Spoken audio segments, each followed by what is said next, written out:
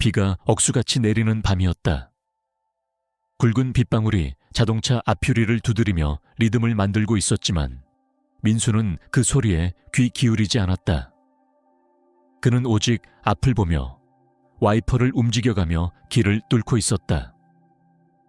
지금은 중요한 고객의 호출에 응답하는 중이었다. 머릿속에는 자신이 이룬 인생에 대한 의문이 끝없이 맴돌았다. 인상을 찌푸리며 민수는 자신이 언제 마지막으로 행복했던 순간을 기억하려 했지만 딱히 떠오르지 않았다. 택시기사로 일하면서 그는 언제나 차가운 상사의 눈초리를 피할 수 없었다. 그 상사는 처음부터 민수를 마음에 들어하지 않았고 일부러 낡은 차를 배정했다. 신호등 앞에 멈춰선 민수는 한숨을 쉬며 생각했다. 왜 다른 직업을 선택하지 않았을까? 지금쯤이면 이렇게 핸들을 붙잡고 굽신거리지 않아도 되었을 텐데. 초록불이 켜지자 그는 다시 가속 페달을 밟았다. 그러나 갑자기 엔진 쪽에서 이상한 소리가 들렸다. 그렇다. 차체가 언제 무너질지 모를 만큼 상태가 안 좋았다. 그리고 이런 상황에서도 윗사람들은 모든 잘못을 그에게 뒤집어 씌울 것이 뻔했다. 결국 고장난 차를 배상하라고 말하겠지. 민수는 속으로 이를 악물었다. 이런 운명은 결코 원하지 않았다. 하지만 다른 방도가 없었다. 그는 이 도시에 뿌리를 내린 지 얼마 되지 않았고 인맥도 거의 없었다. 우울한 생각들이 계속 그를 짓눌렀다. 수화기를 잡는 손끝에는 힘이 들어갔고 머릿속에는 배정된 호출을 빼앗기기 일쑤였던 상황이 떠올랐다. 좋은 고객들은 항상 다른 기사들에게 돌아갔고 그는 늘 얼마 안 되는 요금의 승객들만 태워야 했다. 이런 불공평함은 민수의 자존심을 깊이 찔렀고 스스로 선택한 인생이 맞는지 계속 되뇌게 만들었다. 민수는 고하였다. 어려운 상황에서도 오직 자기 힘으로만 살아남아야 했다. 아주 어렸을 때 보육원에 들어갔고 보호자는 아무도 없었다. 사람들의 사랑을 느낄 틈도 없었다. 보육원 교사들은 자주 자리를 비웠고 아이들을 방치하곤 했다. 민수는 그 안에서 혼자 살아남는 법을 배웠다. 친구도 거의 없었다. 정의감이 너무 강했던 탓에 아이들 사이에서도 따돌림을 받았다. 다른 아이들이 몰래 탈출을 계획할 때 그는 겁이 나서 남았다. 그렇게 그는 그들 사이에서도 외톨이가 됐다. 보육원이 있는 마을은 아주 작았다. 민수는 바깥 세상에 대해 거의 몰랐다. 하지만 늘 꿈꿨다. 언젠가 이곳을 떠나 자신을 진심으로 아껴주는 누군가를 만날 수 있을 날을. 그러나 그게 어디였을까? 가족도 기대할 사람도 없었다. 오히려 교사들은 계속 말하곤 했다. 네 부모는 널 버렸다고. 그래서 민수는 사람들과 가까워지는 것을 두려워했다. 누군가의 사랑을 바라는 마음은 그저 헛된 환상이라 여겼다. 정부의 지원으로 그는 운전면허를 따게 되었다. 그때부터 그는 확신했다. 이게 내 생계수단이 될 거야. 다른 가능성은 생각하지 않았다. 곧이어 그는 촌에서 떠나 수도로 향했다. 처음에는 일자리를 찾는 것도 쉽지 않았다. 수많은 회사를 전전했지만 결국 자리를 잡은 곳은 택시회사였다. 하지만 거기에는 차가운 상사, 정이사라는 사람이 있었다. 그 사람은 처음부터 민수를 마음에 들어하지 않았다. 운 좋게도 민수는 외곽 지역에 괜찮은 집을 구했다. 하지만 매일 이어지는 상사의 불합리한 지시는 그의 신경을 곤두서게 했다. 매일 아침마다 핀잔을 듣는 일은 그를 점점 지치게 만들었다. 정 이사는 그를 주시하며 실수 하나라도 찾으려 했다. 민수는 자신의 가치를 입증하려 했다. 회사에 도움이 되는 제안을 했고 한 번은 본부장 앞에서 엔진오일 교체와 관련한 의견을 말했다. 본부장은 민수의 제안에 긍정적인 반응을 보였고 그를 칭찬했다. 하지만 이 일은 정 이사의 심기를 건드렸다. 그 이후로 더 노골적으로 민수를 괴롭히기 시작했다. 본부장과 친해진 민수를 견제한 것이다. 그러나 민수는 실수를 하지 않았다. 그 누구보다도 성실히 일했다. 오늘 이 호출도 마찬가지였다. 하지만 정 이사의 웃음에는 뭔가 불길한 기운이 있었다. 마치 함정을 파놓은 듯한 느낌. 민수는 두 번째 교차로를 지나 골목길로 들어서려 했다. 그때 갑자기 한 임신한 여성이 그의 차 앞으로 뛰어나왔다. 그녀는 양팔을 휘저으며 마치 쓰러지는 듯한 몸짓으로 도로를 가로막았다. 민수는 가까스로 브레이크를 밟았다. 마음속으로 욕이 튀어나왔다. 정신 나간 거 아냐? 죽고 싶어? 그는 차문을 열고 뛰어나가 고함을 질렀다. 당신 제정신이에요. 난 지금 급해요. 회사에서 또 혼나야 한다고요. 왜 지하도로 안 지나간 거예요? 여자는 보도에 앉아 울음을 터뜨렸다. 민수는 순간 자신이 너무 심하게 말했다는 걸 깨달았다. 그녀는 임신 중이었다. 혹시 진통이 시작된 걸까?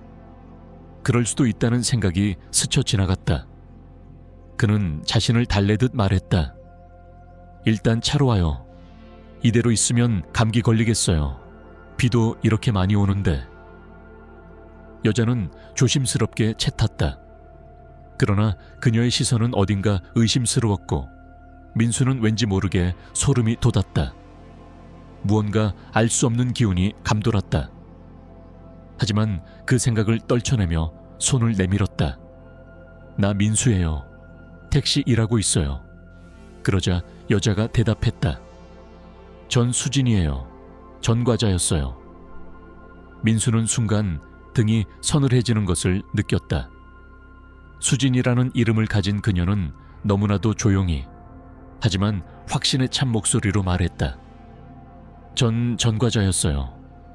그 말이 입 밖으로 나오는 순간 민수의 머릿속엔 수많은 생각이 휘몰아쳤다. 이런 사람을 차에 태웠다고? 설마 진짜 뭔가 꾸미고 있는 건 아닐까? 그는 속으로 혼잣말을 했다.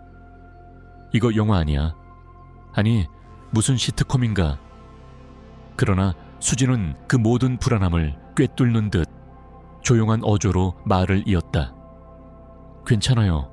너무 긴장하지 마세요. 저는 이제 자유로운 몸이에요. 다 끝났어요. 그리고 당신처럼 누군가가 내 이야기를 들어주는 건 정말 오랜만이네요. 민수는 그 말에 조금 마음이 누그러졌고 괜히 미안해졌다. 그는 얼떨결에 대답했다. 아, 네. 뭐 인생이라는 게 그런 거죠. 누구나 실수는 하니까요. 나도 솔직히 내일 뭐가 날 기다릴지 몰라요. 항상 불안하고 막막하죠. 그 말에 수진은 고개를 끄덕이며 그의 어깨에 손을 얹었다. 당신 좋은 사람이에요. 나는 금방 알 수 있어요. 당신 마음속에는 따뜻함이 있어요. 스스로는 모를지 몰라도. 그녀의 말은 민수의 마음 깊은 곳에 스며들었다. 누구도 자신에게 그렇게 말한 적 없었기에 그 순간만큼은 자신이 조금은 괜찮은 사람이라는 확신이 들었다. 수진은 그 뒤로도 조용히 앉아 창밖을 바라보다가 주소 하나를 꺼내 민수에게 건넸다. 민수는 고개를 끄덕이며 알았어요. 거기로 갈게요. 라고 대답했지만 동시에 속으로는 또 하나의 생각이 떠올랐다. 돈은 없을 텐데 또 조금만 기다려봐요 하다가 도망치는 거 아냐? 그래서 조심스럽게 말했다. 괜찮아요. 요금 안 받을게요. 돈 없어도 이해해요. 나도 그런 사람들 많이 태웠거든요.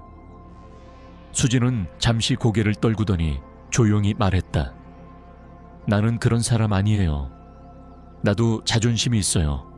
꼭 갚을게요. 민수는 그 말에 더는 아무 말도 하지 않았다.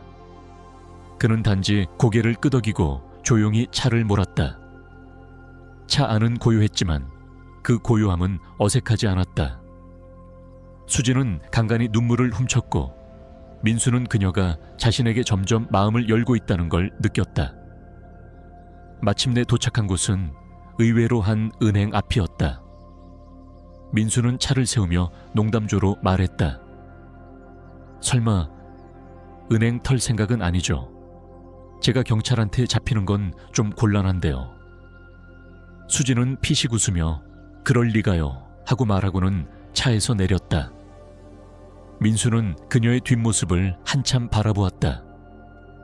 그녀가 문을 열고 안으로 들어갈 때까지, 그리고 주변에 아무 이상한 낌새가 없는 걸 확인할 때까지. 잠시 후 민수는 다시 길을 나섰다. 하지만 고객의 집에 도착했을 땐 이미 늦어 있었다. 고객은 아무 말도 하지 않았지만 싸늘한 눈빛만으로도 충분히 모든 걸 표현했다.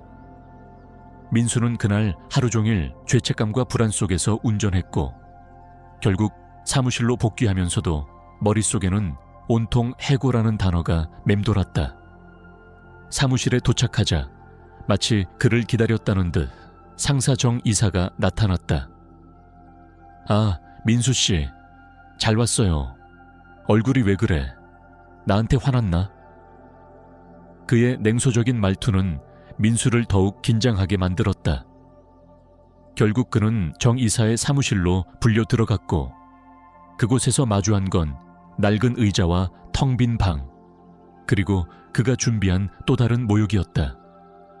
이 의자 봐요. 딱 당신 신세 같지 않아요?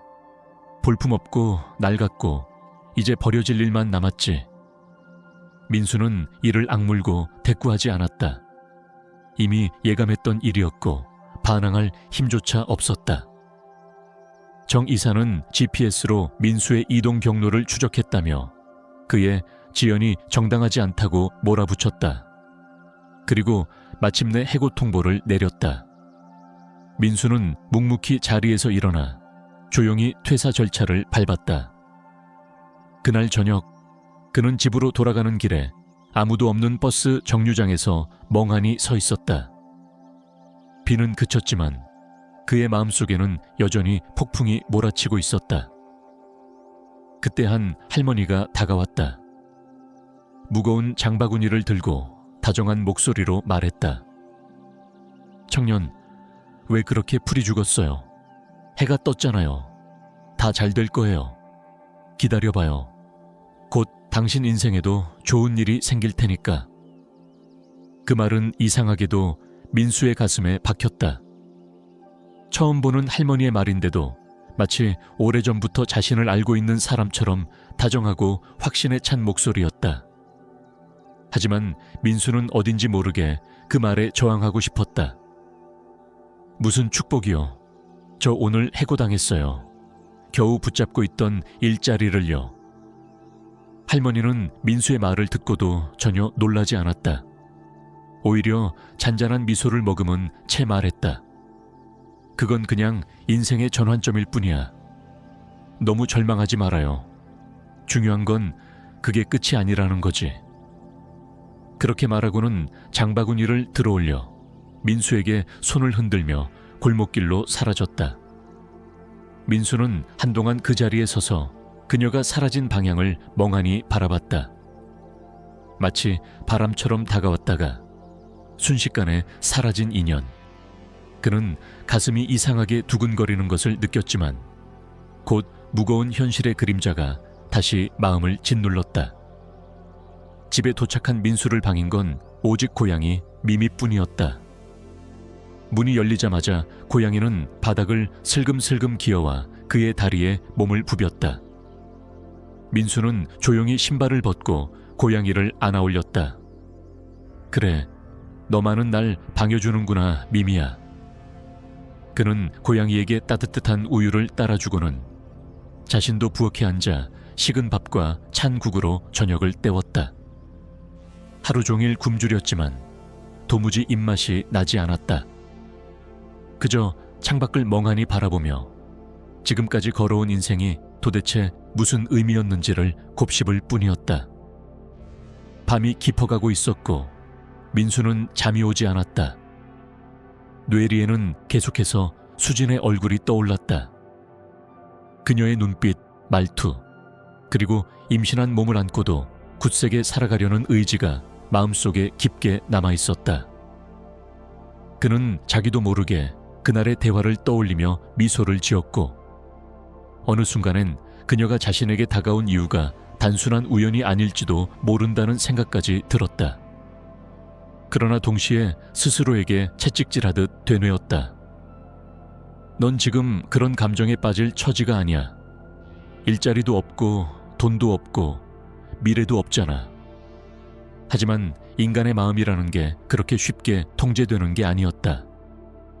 그는 그날 밤 낡은 소파에 기대어 그녀를 다시 보고 싶다는 작은 바람을 마음속 깊이 품은 채 잠에 들었다.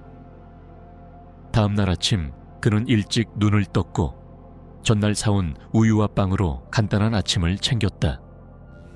그리고는 노트북을 켜고 일자리 사이트를 뒤지기 시작했다.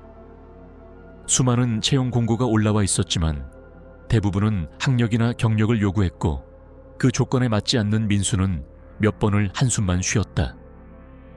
결국 선택지는 단 하나, 육체 노동이었다. 그나마도 쉴 틈 없이 움직여야 하는 일자리. 민수는 마음을 다잡고 아르바이트로 나갔다. 처음에는 낯선 환경에 적응하는 것도 힘들었지만 그는 그동안 삶에 찌든 택시일보다 덜 괴로웠다. 오히려 매일 땀 흘리며 몸을 움직이다 보니 마음도 조금은 정화되는 듯했다. 그렇게 시간이 조금 흘렀고 어느 날 그가 다시 버스 정류장에 서 있던 날 멀리서 자신을 향해 손을 흔드는 할머니의 모습이 보였다. 깜짝 놀라 두 눈을 크게 떴지만 다시 눈을 깜빡였을 땐 아무도 없었다. 착각일까? 아니면 진짜 다시 찾아온 운명의 신호일까? 민수는 고개를 흔들고 집으로 향했다. 그날 밤은 유난히 조용했고 고양이 미미도 유난히 그에게 안겨 잠을 청했다. 그런데 갑자기 미미가 이례적으로 등을 세우고 방 구석을 향해 하악질을 하기 시작했다. 민수는 놀라 자리에서 일어나 문 쪽을 바라봤다. 그리고 바로 그 순간 초인종 소리가 울렸다. 그는 심장이 철렁 내려앉는 것을 느끼며 문 앞으로 천천히 걸어갔다. 누구세요? 작은 목소리로 물었지만 문 너머에서 들려온 익숙한 음성이 그를 멈칫하게 만들었다. 저예요, 민수씨. 수진이요. 민수는 깜짝 놀라 숨을 들이켰다. 분명 마지막으로 그녀를 본 건 은행 앞이었고 그 후로 연락 한 통 없이 사라졌던 사람이었다. 그는 천천히 문을 열었고 눈앞에 서 있는 수진의 모습은 이전과는 완전히 달라져 있었다. 그녀는 고급스러운 외투를 입고 있었고 머리 모양도 정갈하게 정리되어 있었다. 무엇보다 표정이 밝고 자신감에 차 있었다. 안녕하세요, 민수씨. 기억하죠? 그녀는 밝게 웃으며 인사를 건넸고 민수는 당황한 채로 네, 물론이죠. 들어오세요 라고 말하며 그녀를 집 안으로 들였다. 머릿속이 복잡했다. 이게 무슨 일이람? 이렇게 달라질 수가 있나? 수진은 거실로 들어와 앉았고 민수는 조심스럽게 물을 내오며 물었다. 그런데 어떻게 오셨어요? 정말 오랜만이네요. 수진은 잠시 머뭇거리더니 웃으며 대답했다. 사실 민수 씨를 찾아다녔어요. 당신 덕분에 제 인생이 바뀌었거든요. 그녀는 차분한 목소리로 이야기를 시작했다. 그날 은행에서 저는 제 이름으로 남겨진 계좌를 정리하러 갔어요. 아버지가 제게 남긴 마지막 흔적이었죠. 그 돈이 있었기에 나올 수 있었고 이렇게 다시 당신을 찾아올 수 있었어요. 그리고 당신한테 꼭 하고 싶은 말이 있었어요. 민수는 어리둥절한 표정으로 그녀의 이야기를 들었다. 수진은 다시 조용히 말했다. 민수 씨는 모르겠지만 제가 그날 당신 채 탔던 건 그냥 우연이 아니었어요. 뭔가에 이끌린 기분이었죠. 당신의 말, 당신의 태도. 그날 이후 저는 당신 생각만 했어요. 그리고 다시 만나게 된다면 이 마음을 꼭 전해야겠다고 생각했어요. 그녀는 천천히 배에 손을 얹었다. 이 아이들도요, 당신과 함께 나누고 싶어요. 그 말에 민수는 가슴이 벅차올랐다.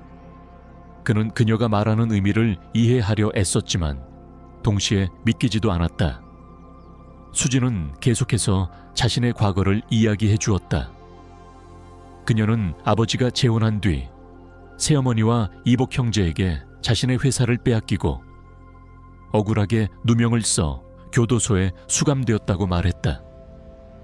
그리고 감옥에서 유일하게 꺼낼 수 있었던 희망의 끈은 바로 이 아이들이었고 민수를 만난 뒤 비로소 진정한 미래를 그릴 수 있었다고.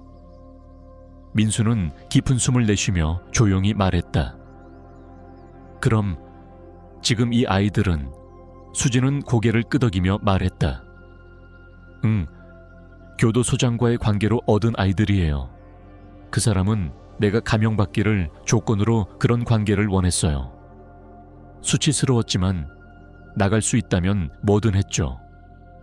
그래서 이 아이들을 갖게 되었고 이제는 이 아이들이 내 삶의 전부예요. 하지만 그때 민수 씨를 만나지 않았더라면 난 여전히 누군가를 증오하며 살았을 거예요. 민수는 그녀의 이야기에 가슴이 아팠다. 그가 겪은 고아원 시절의 외로움과 무력감이 겹쳐지면서 그는 자신도 모르게 그녀의 손을 잡았다. 나도 비슷해요. 나도 버림받았어요. 부모님 얼굴도 모르고 늘 혼자였죠. 그래서 당신 마음이 어렴풋이 이해돼요. 수진은 눈물을 글썽이며 말했다. 민수 씨, 우리 함께 할 수 있을까요? 아이들이 있어도 그래도 나와 함께 해줄 수 있어요. 민수는 잠시 멈칫하다가 고개를 천천히 끄덕였다. 응, 수진 씨. 나도 당신이 좋아요. 우리 한번 해보자. 그렇게 두 사람은 그날 밤 처음으로 서로의 존재를 진심으로 받아들였다. 민수는 그녀에게 자신이 지금 막노동을 하며 살아가고 있음을 숨기지 않았고 수진도 자신의 재정 상황과 앞으로의 계획을 솔직히 털어놓았다. 그녀는 아버지가 남긴 재산 일부를 찾았고 회사를 되찾기 위해 법적인 절차를 진행 중이라고 말했다. 하지만 지금은 그 어떤 것보다 민수의 곁에 있는 것이 더 중요하다고 했다. 민수는 처음으로 누군가가 자신을 필요하다고 말하는 것을 들으며 진정한 위로를 느꼈다. 그날 이후 두 사람은 함께 살기 시작했다. 작은 월세방이었지만 수진과 민수에게는 세상에서 가장 따뜻한 공간이었다. 고양이 미미도 이제는 둘 사이를 오가며 새로운 가족의 일원이 되었고 수진은 배가 불러올수록 더 자주 웃게 되었다. 민수는 수진의 배를 쓰다듬으며 말했다. 우리 애기들 얼른 나오렴. 아빠가 기다리고 있어. 이 말을 들은 수진은 눈시울을 붉히며 조용히 대답했다. 고마워요, 민수 씨. 아니, 민수 오빠. 당신이 있어서 다행이에요. 그들의 삶은 점점 안정되어 가는 듯했지만 수진은 마음 한켠에 묵직하게 남아있는 과거를 잊지 못하고 있었다. 그녀의 회사를 가로챈 이복 오빠와 계모는 여전히 잘 살아가고 있었고 그녀가 겪었던 고통은 아무도 모르게 묻혀가고 있었다. 민수는 그녀가 매일 조금씩 과거에 갇히는 모습을 보며 가슴이 아팠고 그녀가 제대로 된 마무리를 지어야 비로소 새로운 시작을 할 수 있다는 걸 직감했다. 그래서 어느 날 아침 그는 진지하게 말했다. 수진아, 그 회사 되찾자. 네가 그렇게 힘들게 일군 거잖아. 그걸 빼앗기고도 아무것도 안 한다면 네가 겪은 시간이 무의미해지는 거야. 수진은 민수의 말을 듣고 잠시 눈을 감았다. 그리고 천천히 고개를 끄덕였다. 맞아. 나도 알아. 사실 이미 변호사를 선임했어. 아빠가 돌아가시기 전에 내 이름으로 숨겨둔 자산이 있었더라고. 그 돈으로 회사를 되찾을 준비를 하고 있었어. 민수 오빠에게 괜히 걱정 끼치기 싫어서 말 안 했지만 그녀는 가방에서 서류 뭉치를 꺼내 민수 앞에 펼쳤다. 여기 내 계좌에 남은 금액과 회사를 되찾기 위한 절차들이야. 나 혼자서는 힘들었는데 이젠 당신이 있으니까 함께 싸울 수 있을 것 같아. 민수는 그 종이들을 들여다보며 마음속으로 결심했다. 이 여자를, 그리고 그녀의 아이들을 위해서라면 뭐든 하겠다고. 그는 이미 그녀의 삶의 일부가 되어 있었고 이제는 자신이 그녀의 미래가 되겠다는 사명감마저 느껴졌다. 수진도 그런 민수의 태도를 느낄 수 있었고 그녀는 더 이상 혼자가 아니라는 안정감 속에서 눈물을 흘렸다. 나 이제 무서운 거 없어. 당신이 있으니까. 며칠 뒤 두 사람은 함께 변호사를 만나러 갔다. 민수가 수진을 대신해 이야기를 이끌었고 변호사는 그를 신뢰하게 되었다. 회사를 가로챈 계모와 이복 오빠는 겉으로는 멀쩡했지만 내부적으로는 이미 재정이 흔들리고 있었다. 특히 이복 오빠는 회사 경영에 관심이 없었고 계모는 허세와 사치로 일관하는 인물이었다. 수진은 법적으로 회사를 되찾을 충분한 근거가 있었고 증거도 확보되어 있었다. 모든 건 시간 문제였고 민수는 그 시간이 조금이라도 단축될 수 있도록 매일같이 서류를 정리하고 관계자를 만나러 다녔다. 그렇게 바쁜 나날이 이어지던 중 어느 날 저녁 수진의 배가 평소보다 심하게 뭉치기 시작했다. 그녀는 소파에 앉아 숨을 고르며 민수에게 말했다. 오빠, 나 뭔가 이상해. 진통이 오는 것 같아. 민수는 깜짝 놀라 그녀를 부축해 병원으로 달려갔다. 산부인과 의사는 상황을 확인한 뒤 심각한 표정으로 말했다. 조산의 가능성이 있습니다. 지금 바로 입원해야 해요. 민수는 수진의 손을 꼭 잡으며 말했다. 괜찮아, 수진아. 우리 아이들 분명히 잘 태어날 거야. 내가 옆에 있을게. 수진은 병실로 옮겨졌고 민수는 복돼서 밤을 지새웠다. 그 밤은 민수에게 있어서 너무도 길고 고통스러웠다. 어릴 적 홀로 병실 창밖을 바라보던 기억이 떠올랐고 그는 두려움과 책임감 사이에서 흔들렸다. 하지만 이젠 혼자가 아니었다. 그녀가 있었고 태어나려는 두 아이가 있었다. 그는 마음속으로 수없이 되뇌었다. 잘 버티자. 내가 이 가족의 중심이 되어야 해. 그렇게 몇 시간이 흐른 뒤 민수는 복도 끝에서 의사의 모습을 발견했다. 그는 숨을 죽이고 서 있었고 의사는 천천히 다가와 어깨를 다정하게 두드리며 말했다. 축하합니다. 쌍둥이 두 아들 모두 건강하게 태어났습니다. 그 말을 듣는 순간 민수의 눈에서 눈물이 왈칵 쏟아졌다. 그동안 억눌러 왔던 감정들이 한꺼번에 터져 나온 듯했다. 그는 고개를 떨군 채 주먹을 꽉 쥐고는 조용히 속삭였다. 내 아이들, 내가 아버지가 됐어. 그리고 그는 의사에게 깊은 인사를 하며 감사 인사를 반복했다. 멍하니 병원 복도를 걷던 민수는 병실 창문에서 손을 흔드는 수진의 모습을 발견하고는 바로 달려가 창가로 다가갔다. 그녀의 얼굴은 지쳐 있었지만 눈빛은 그 어느 때보다 빛나고 있었다. 그녀는 미소를 지으며 입모양으로 말했다. 사랑해요. 민수는 두 손을 가슴에 얹고 똑같이 대답했다. 나도 사랑해. 우리 아이들도. 며칠 뒤 수진은 아기들과 함께 퇴원 준비를 마쳤다. 민수는 정장을 차려입고 병원 앞으로 차를 몰고 왔고 한 손에는 꽃다발을, 다른 손에는 샴페인을 들고 있었다. 하지만 병원 입구에서 익숙한 얼굴이 그를 기다리고 있었다. 다름 아닌 예전 직장의 정 이사였다. 낡은 택시 옆에 서 있는 그를 보자 민수는 놀란 듯 고개를 갸웃했다. 어라, 여기서 뵙네요. 어떻게 오셨어요? 정 이사는 피식 웃으며 말했다. 뭐긴 뭐야. 택시 기사로 전직했지. 인생이라는 게 별거 없더라고. 민수는 그 말을 듣고는 어이없다는 듯 웃으며 대답했다. 그러시겠죠. 근데 이 차, 제 차예요. 저도 이제는 기사 아니에요. 제 인생도 꽤 달라졌답니다. 그리고 그때 병원 문이 열리며 수진이 아이들을 안고 모습을 드러냈다. 그녀는 민수를 향해 다정하게 웃었고 민수는 그녀를 향해 달려가 아기 바구니를 받아 안으며 조심스럽게 말했다. 이제 집에 가자. 우리 가족이 함께하는 진짜 시작이야. 그 후 며칠 동안 민수는 변호사와 함께 수진의 회사를 되찾기 위한 마지막 절차에 집중했다.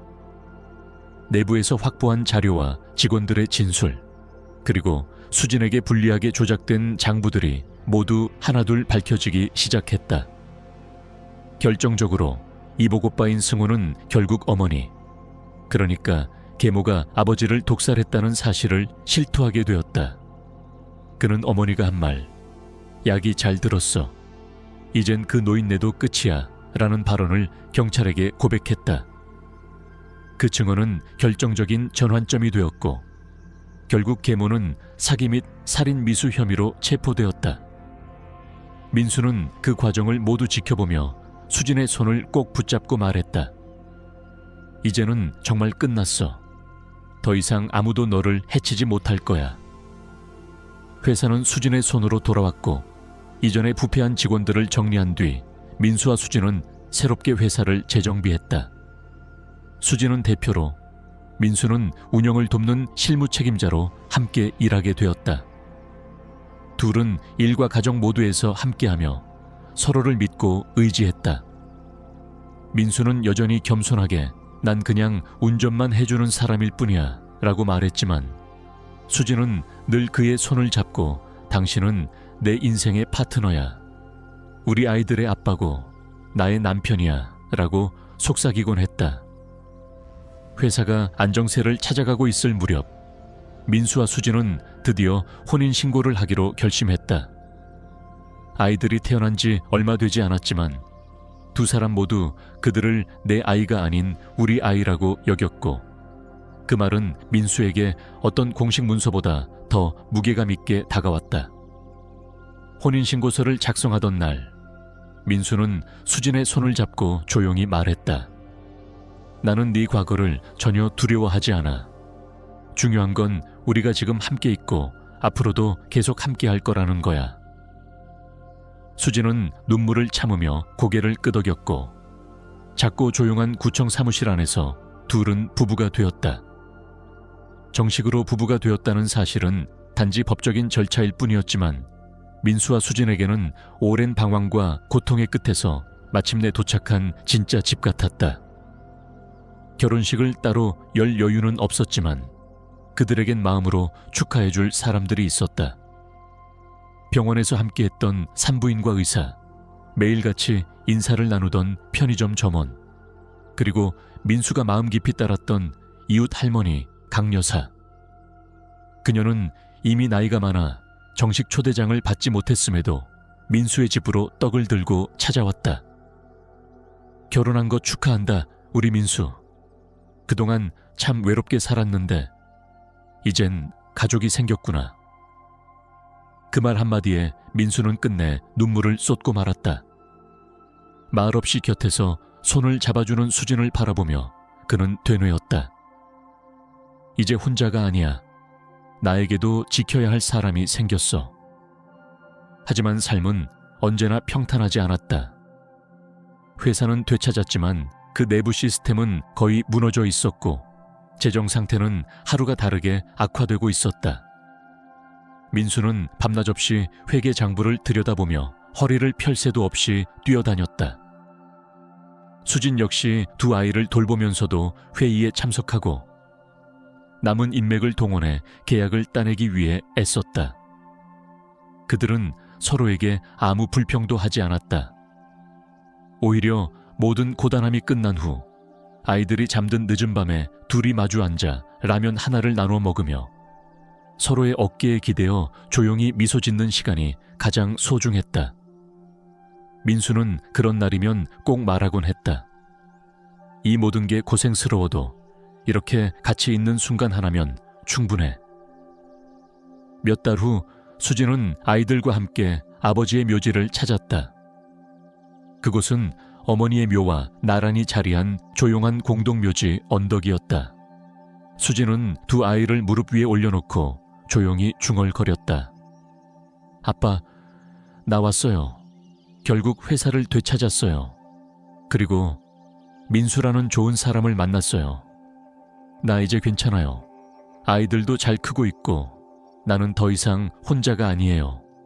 혹시 저를 지켜보고 계셨다면 저를 지켜주셔서 감사해요. 그녀는 눈물 섞인 미소를 지으며 무덤 앞에 작은 꽃다발을 놓고 아이들의 손을 꼭 잡고 일어섰다. 그 순간 산바람이 조용히 그녀의 머리카락을 스쳤고 어딘가에서 희미하게 웃는 소리가 들리는 듯했다. 민수는 뒤에서 조용히 그녀의 어깨에 손을 얹으며 말했다. 이제 진짜 새로운 시작이야, 우리. 그날 이후 민수와 수진은 진짜 가족으로서의 삶을 조금씩 다져가기 시작했다. 회사는 여전히 회복 중이었지만 예전처럼 휘둘리는 사람은 없었고 새로운 직원들로 구성된 팀은 하나의 목표 아래 힘을 모으고 있었다. 민수는 수진과 상의 끝에 직접 인사팀을 이끌며 모든 직원을 인터뷰했고 그는 이력서보다 사람의 눈을 더 믿었다. 서류보다 정직함, 학력보다 책임감을 본다는 그의 원칙은 수진이 가장 든든하게 여기는 부분이었다. 우리 회사 민수 오빠 눈으로 채워야 해요. 그래야 두 번 다시 나 같은 피해자가 생기지 않아요. 수진의 그 말은 민수의 가슴을 울렸고 그는 누구보다도 신중하게 사람들을 뽑았다. 그렇게 차근차근 새로 뿌리를 내리던 회사는 점차 자리를 잡기 시작했고 고객들과의 신뢰도 회복되기 시작했다. 민수는 한숨을 쉬며 커피 한 잔을 들이켜다가 창밖을 바라보며 중얼거렸다. 이제야 우리가 가는 길이 보인다. 가정에서는 육아의 고됨이 이어졌지만 그것은 민수에게 결코 짐이 아니었다. 오히려 고단한 하루의 끝에 아이들을 품에 안는 시간이 그에게 가장 큰 치유였고 아이들의 손가락 하나하나, 잠든 숨소리 하나하나가 민수의 존재 이유가 되었다. 수진은 가끔 밤중에 깨어 민수의 어깨에 기대어 말했다. 오빠, 가끔은 내가 지금 꿈을 꾸고 있는 건 아닌가 싶어요. 내가 진짜 이렇게 살아도 되는 걸까 싶은 순간이 많아요. 그때마다 민수는 조용히 그녀의 손을 잡고 말했다. 우리가 서로를 붙잡고 여기까지 왔잖아. 그게 현실이야. 그리고 앞으로도 계속 그렇게 될 거고. 어느덧 시간이 흘러 아이들은 1살이 되었고 회사도 분기마다 흑자를 기록하며 안정을 찾아갔다. 민수는 여전히 겸손하게 자신을 도와주는 사람이라고 불렀지만 직원들 사이에서 그는 사실상 회사를 움직이는 또 다른 중심축이었고 고객들 또한 그를 신뢰하며 찾아왔다. 수진은 그런 민수의 모습을 보며 가끔 눈시울을 붉히곤 했다. 그 힘든 시절에 그냥 내 손 한번 잡아준 거, 그게 내 인생을 완전히 바꿔놓았어. 오빠는 그걸 모를지도 몰라요. 하지만 나는 평생 기억할 거예요. 아무도 내 손을 잡아주지 않았던 그때 당신이 나를 붙잡아줬던 거. 민수는 수진의 그 말에 잠시 아무 말 없이 웃다가 조용히 그녀의 머리칼을 쓸어내리며 대답했다. 나도 그날을 잊지 못해. 갑자기 비 오는 날 차 앞에 나타났던 너. 그게 그냥 우연이라고 생각하지 않아. 아마 우리가 그렇게라도 만나야 했던 거겠지. 운명이라는 건 그렇게 다가오는 걸지도 몰라. 그렇게 둘은 서로를 바라보며 미소 지었고 조용히 잠든 아이들의 곁에서 오랫동안 말없이 손을 맞잡고 있었다. 세상이 아무리 변해도 이 순간만은 바뀌지 않을 거라는 믿음이 두 사람 사이를 더욱 단단히 묶어주고 있었다. 계절은 어느새 봄에서 여름으로 넘어가고 있었고 회사도 가정도 눈에 띄게 안정되었다. 민수는 여전히 새벽에 먼저 일어나 하루를 시작했고 수지는 아이들이 잠든 틈을 타 서류를 정리하거나 고객사와의 미팅을 준비했다. 두 사람의 일상은 반복되는 고단함 속에서도 결코 지루하거나 메마르지 않았다. 오히려 그들은 매일같이 서로에게서 새로운 감정을 발견했고 아이들의 웃음과 자라는 모습은 모든 피로를 잊게 해주었다. 민수는 아침마다 유모차를 밀며 단지 앞을 걷다가 문득 생각하곤 했다. 나는 지금 정확히 내가 꿈꾸던 인생을 살고 있는 걸지도 몰라. 아무것도 없던 내가 이제는 이렇게 웃고 있잖아. 그렇게 생각할 때마다 그는 수진에게 감사했고 아이들에게 고마웠고 때로는 그 비 내리던 날 자신이 브레이크를 밟지 않았다면 어땠을까 상상하며 한숨을 쉬기도 했다. 어느 날 저녁 수진은 갑자기 정장을 입고 외출을 준비했다. 민수가 놀란 눈으로 그녀를 바라보자 수진은 조용히 웃으며 말했다. 오늘 우리 아빠 기일이에요. 그리고 아빠 회사를 다시 살려낸 첫 번째 해이기도 해요. 나 혼자 말고 오빠랑 아이들이랑 함께 가고 싶어요. 민수는 말없이 고개를 끄덕였고 네 사람은 차를 타고 조용히 선영으로 향했다. 산자락 깊은 곳에 위치한 수진의 아버지 묘 앞에서 그들은 긴 시간 동안 아무 말 없이 서 있었다. 수진은 아이들을 품에 안고 무릎을 꿇고는 조용히 말했다. 아빠, 이제 다 끝났어요. 그들이 했던 모든 일 다 드러났고 난 다시 내 이름으로 이 회사를 운영하고 있어요. 하지만 가장 중요한 건 제가 혼자가 아니라는 거예요. 이 사람 민수 오빠, 우리 가족이에요. 나를 지켜주고 아이들을 아껴주는 사람. 이제 아빠도 편히 눈 감을 수 있겠죠. 민수는 그 말을 들으며 한 손으로 수진의 어깨를 감싸 안았고 다른 손으로 아이들의 등을 다독였다. 산바람이 다시 그들 곁을 스쳤고 작은 잎 하나가 무덤 위로 떨어졌다. 수진은 그 잎을 조심스럽게 집어 묘비 위에 올려두며 중얼거렸다. 고마워요 아빠. 이제부터는 내가 이 아이들이 행복하게 살게요. 돌아오는 길 민수는 창밖으로 해지는 하늘을 바라보며 말했다. 이제 정말 모든 게 제자리로 돌아간 것 같아. 그리고 앞으로도 무슨 일이 있든 우리가 함께라면 뭐든 이겨낼 수 있을 것 같아. 수진은 운전 중인 민수를 바라보다 조용히 손을 내밀었다. 민수는 그 손을 꼭 잡았고 수진은 부드러운 목소리로 속삭였다. 오빠, 나 정말 행복해요. 우리가 이렇게 될 수 있었다는 게 아직도 믿기지 않을 정도예요. 하지만 한 가지는 분명히 알아요. 앞으로 어떤 고난이 온다 해도 이 사람만 있으면 괜찮을 거라는 거. 민수는 수진의 손을 더 꼭 쥐며 대답했다. 나도 똑같아. 우리가 이룬 이 모든 건 우연이 아니라 우리가 서로 포기하지 않았기 때문이야. 그러니까 계속 함께 가자. 지금처럼 손 놓지 말고. 그리고 그 순간 뒷좌석에서 잠들어 있던 두 아이가 동시에 작은 소리를 내며 몸을 뒤척였다. 민수와 수진은 동시에 웃음을 터뜨렸고 차 안은 온기로 가득 찼다. 그들의 눈에는 더 이상 불안도 두려움도 없었다. 오직 서로에 대한 믿음과 앞으로 나아갈 길에 대한 희망만이 남아있었다. 그렇게 네 사람의 가족은 수많은 상처와 고통을 딛고 마침내 진짜 함께라는 이름으로 하나가 되어 새로운 삶을 살아가기 시작했다.